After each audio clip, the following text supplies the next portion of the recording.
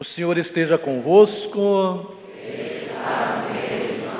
Proclamação do Evangelho de Jesus Cristo segundo Mateus.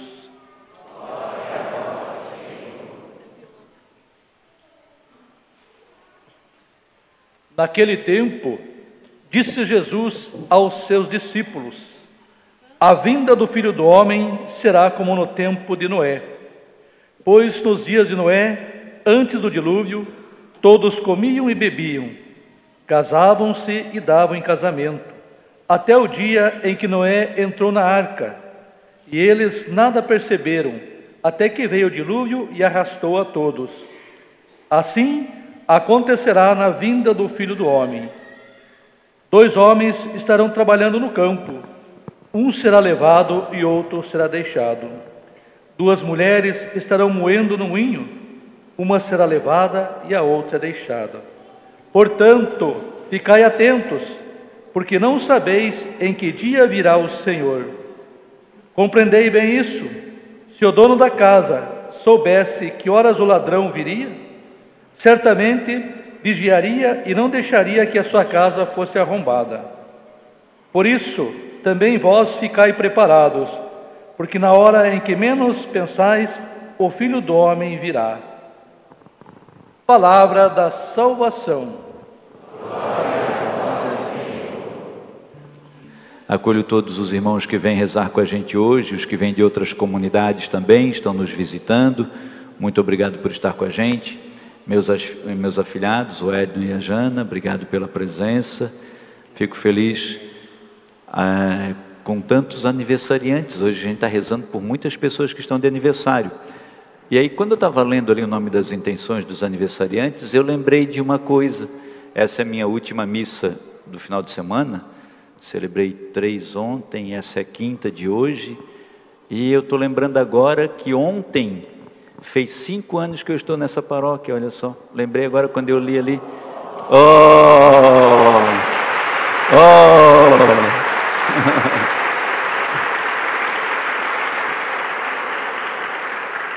Quando eu li as intenções ali agora dos aniversários, eu lembrei do dia 29 de novembro de 2020.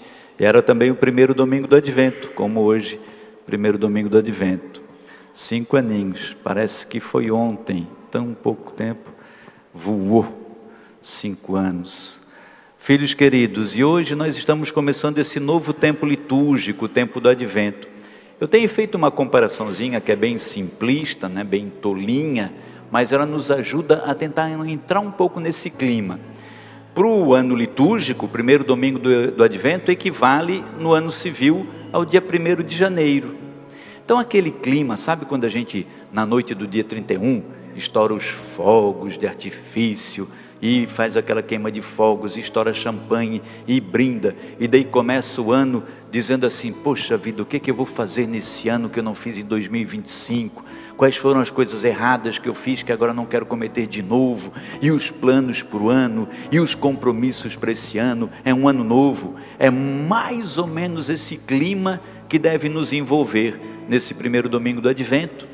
Os nossos propósitos, prepararmos a vinda do Senhor Jesus. Advento é tempo de preparar aquele que há de vir, a vinda daquele que há de vir. Nós temos muitos símbolos maravilhosos na nossa igreja, né? Nossa igreja é linda, é rica em símbolos. Como esse tempo de Advento é um tempo de um pouquinho mais de recolhimento, né? A igreja se veste de roxo. Vamos esperar o Senhor Jesus.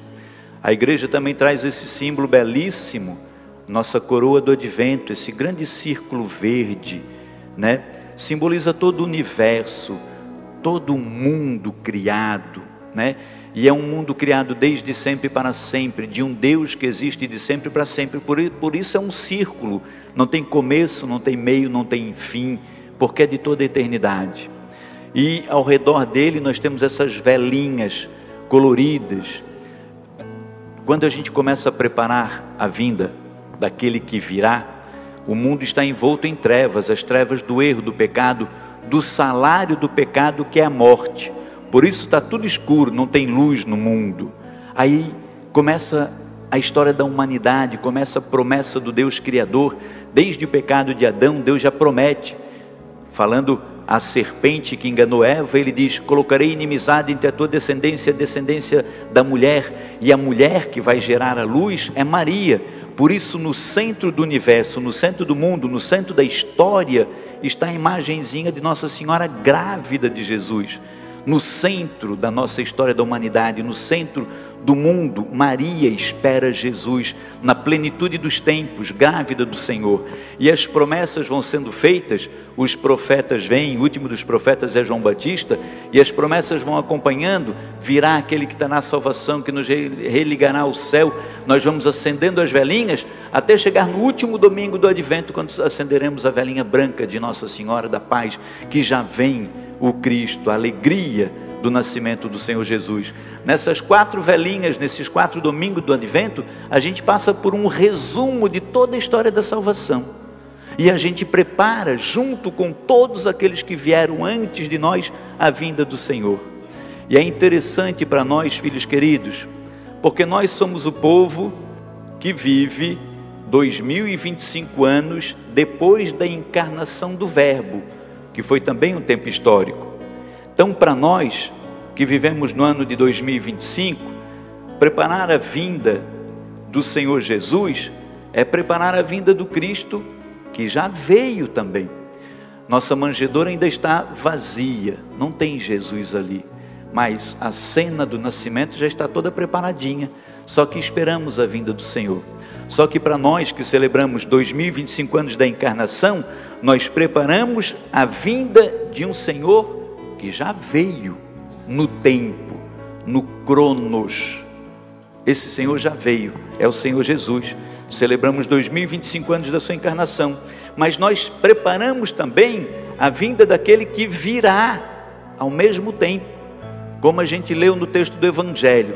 A liturgia da igreja separa os textos dos evangelhos, Mateus, Marcos, Lucas e João, em 3 ciclos litúrgicos, ano A, ano B e ano C.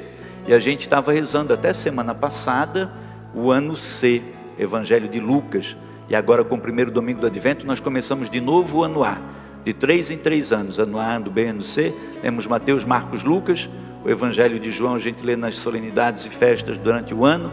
Então, de 3 em 3 anos, passamos pelos evangelhos, pelos 4 evangelistas, Mateus, Marcos, Lucas e João. E hoje começamos de novo o Evangelho de Mateus, que é o ano A. Estamos começando o ano A novamente. E no Evangelho de Mateus que nós lemos hoje, o Senhor Jesus Cristo está dizendo para a gente que a vinda do Filho do Homem será como no tempo de Noé. Aí Jesus já não se refere mais à sua primeira vinda, pobrezinho na manjedoura. Se refere à sua segunda vinda, vida gloriosa, sobre as nuvens com poder e glória. E ele diz que esse dia será como nos dias do tempo de Noé. Noé, porque nos dias de Noé, antes do dilúvio, todos comiam, bebiam, casavam, se davam-se em casamento, até o dia em que Noé entrou na arca. Até aquele momento eles não haviam percebido nada, mas então veio as chuvas do dilúvio e arrastou a todos. Assim acontecerá também na vinda do Filho do Homem. Veja, Noé, Deus deu a instrução para Noé, falou para Noé que ia chover, mandou fazer a arca. Deus queria que todo mundo tivesse se salvo, que todos pudessem ter feito um barquinho para vencer aquelas chuvas todas do dilúvio. Mas Noé falava, ninguém dava moral, não deram atenção para Noé, não deram moral, não deram atenção para aquilo que Deus falava, não ligaram. E Deus falava e Noé ia construindo e as pessoas iam passando, iam zombando dele, até no dia em que desceu a chuva. E aí quando desceu a chuva, todo mundo se lembrou, ué, Noé falava, Deus falou, mas a gente não deu importância. Abre a porta aí, Noé. Só que aí, já Elvis, não deu mais para entrar ninguém. A porta se fechou, quem ficou do lado de dentro ficou, quem ficou do lado de fora ficou do lado de fora. Essa palavra, filhos queridos do meu coração, de forma alguma quer ser para a gente palavra para assustar. Não, é para orientar, nos orientar. Por quê? Porque se a gente pensa assim, há 100 anos antes de Cristo, 200 anos antes de Cristo, 300 anos, 1000 anos antes de Cristo, já se falava da vinda de Jesus menino, que viria de uma mulher da descendência de Davi, que traria para a gente salvação. E muitas pessoas não deram importância. Alguns poucos seguiram a estrelinha, lá em cima está a estrelinha brilhando, que apontou o lugar. Houve um tempo onde as pessoas também não deram moral para as profecias, mas Jesus nasceu no tempo, na história, 2025 anos atrás. Da mesma forma hoje também, queridos, estimados do meu coração, muitas pessoas também não dão muita atenção para essa grande graça, mas o Senhor virá, uma segunda via, uma segunda vinda, é uma promessa, né? É profecia, vai acontecer. Quando será? Não sei, nem eu sei. Já pensou? Nem eu sei quando vai ser esse dia, ninguém sabe. O que o Senhor pede é que a gente esteja preparado. Por isso esse tempo de advento, a igreja, a gente tem que entender essa intenção, né? A intenção da igreja, da liturgia, é nos preparar para esse tempo, é chamar a atenção. Então esses tempos litúrgicos, advento, tempo comum, tempo de quaresma, tempo de Natal, são tempos para que nós nos voltemos para coisas que são importantes e que, se a gente não cuida, passa muito despercebido. E aí o resuminho da intenção de tudo está aqui na segunda leitura, que é a carta que São Paulo escreve aos Romanos no capítulo 13. E Paulo diz assim: vós sabeis em que tempo estamos. Todos nós sabemos, né? Pois já é hora de despertar. Galerinha da PJ canta aquela música assim, ó: é hora de despertar, acordar para a realidade, construir nessa cidade o quê? Ah, sabia que eu podia contar com vocês. É hora de despertar, acordar para a realidade, construir nessa cidade a civilização do amor. Então é tempo de despertar, mas muitos dormem. As profecias estão aí, a palavra está aí. O que o Senhor quer é que nós, ao despertarmos, a gente também procure a nossa salvação. Veja, a noite já vai adiantada, o dia vem chegando. Despojemo-nos das ações das trevas. É isso que a palavra pede, que a gente deixe de lado as ações das trevas e nos vistamos com as armas da luz. É o que pede a palavra. Procedamos honestamente como em pleno dia. São Paulo, quando escreve isso aqui, ele está vivendo num mundo onde as pessoas que queriam fazer maldade, quem queria roubar, assassinar, só fazia isso de noite, né? Eu acho que ele não imaginava que nós hoje estaríamos aí envolvidos com pessoas fazendo maldade, crimes a qualquer hora do dia. Por isso é que ele diz: procedamos honestamente como em pleno dia, porque em pleno dia ninguém fazia as coisas assim escondido, né? Hoje todo mundo faz a qualquer hora, mas proceder honestamente como em pleno dia é viver a honestidade, é viver corretamente, nada de glutonerias, de bebedeiras, então nem comer demais, nem beber demais, nada de orgias, nada de imoralidades, nada de brigas ou de rivalidades, pelo contrário, revestivos do Senhor Jesus, nada de brigas ou rivalidades. Podemos pensar diferente, votar diferente, você pode votar no A, eu votar no B, torcer diferente, você pode torcer para o seu time, eu para o majestoso, glorioso, alvinegro do Estreito. Podemos pensar diferente, torcer diferente, mas nós não podemos rivalizar, brigar, não podemos.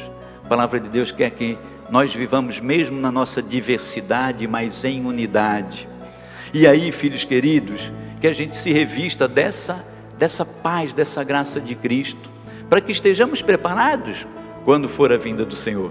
Vamos nos preparar para o nascimento do menino Jesus no Natal. Cada ano é um nascimento, o Senhor nasce na nossa casa, nasce na nossa vida. Não é suficiente, mas é necessário também que nós tenhamos os sinais externos. Se você puder, filho, coloca na tua casa uma guirlanda, pendura lá na porta, na janela, na grade. Se você puder colocar uns pinheirinhos, a gente já começou a botar umas luzinhas aí ao redor da igreja, né? Queremos fazer bonito, cada ano mais bonito, para que tenhamos sinal. Com muita facilidade, eu estava falando agora, com muita facilidade você coloca lá na porta da sua casa, no seu prédio, a bandeira do seu time, o manto sagrado, né, do glorioso. Coloca lá, todo mundo vai saber para que time você torce. Se bobear, muitos de nós até divulgamos também lá, colocamos bandeira do nosso partido, do partido que a gente votou. As pessoas sabem para que time você torce, sabem em quem você votou, e não podem saber em quem você acredita? Hein? Então coloca lá também um sinal externo de preparação, para que as pessoas passem na frente da sua casa e vejam, aqui mora um cristão, mora alguém que está esperando o nascimento do menino Jesus. Se você puder, faça um presepinho, para que as nossas crianças tenham de volta esse contato, as nossas crianças saibam de volta, porque o comércio vai colocar um monte de Papai Noel, aí as crianças vão pensar que o Natal é só Papai Noel. Natal é nascimento do menino. Precisa os sinais externos, precisa sim, porque o mundo enche de sinais, e aí nós que temos fé, não colocamos nenhum sinalzinho nos, vamos ficar nesse silêncio. Por quê? Se o próprio Cristo colocou como sinal uma grande estrela brilhando para apresentar onde estava o menino Deus. Mas também precisamos trabalhar nos sinais internos, filhos queridos. Por isso que o tempo de Advento é um tempo oportuno para isso. Faça esse compromisso de participar todos os domingos do Advento, de participar desse resumo da história da salvação, de preparar o seu coração. Faça a sua oração, faça o seu propósito, a sua abstinência, faça o seu compromisso de oração. Não viva esse tempo de Advento como qualquer outro tempo. Coloque uma meta, faça com que esse tempo seja um tempo frutífero. O menino luz vem ao mundo, né? E assim nós vamos viver esses dias mais reclusos, vamos acendendo as velinhas. Quando chegar ao final do último dia, o mundo todo estará coberto de luz, e a gente vai cantar: o céu se vestiu de luz, a noite se iluminou, porque nasceu Jesus. Vamos cantar ao Senhor, o mundo todo iluminado, e o plano de Deus, o sonho de Deus é que o nosso coração também se encha de luz, porque nasceu Jesus. Vivamos bem esse tempo, filhos, nos preparemos para essa grande graça, aproveitemos, porque Deus está nos dando mais uma oportunidade, não vamos desperdiçá-la. Que a palavra de Deus, filhos queridos, nos ajude a ganhar a vida eterna. Amém.